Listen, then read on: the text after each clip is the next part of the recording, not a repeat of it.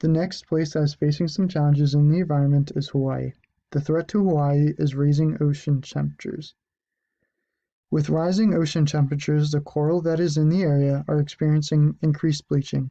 The reason why Hawaii is vulnerable is because it is an island and most of the life that occurs on Hawaii has to deal with the ocean.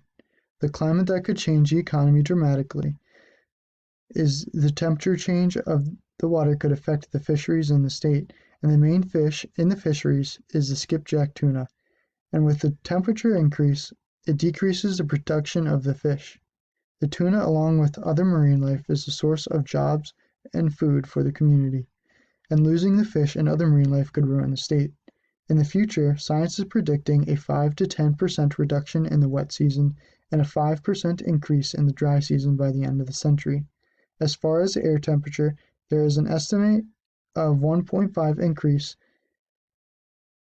in air temperature by 2055. One of the solutions that could help the situation is the use of emissions would decrease. If emissions continue to rise, the vulnerability of the island will increase, putting the life of the island in trouble.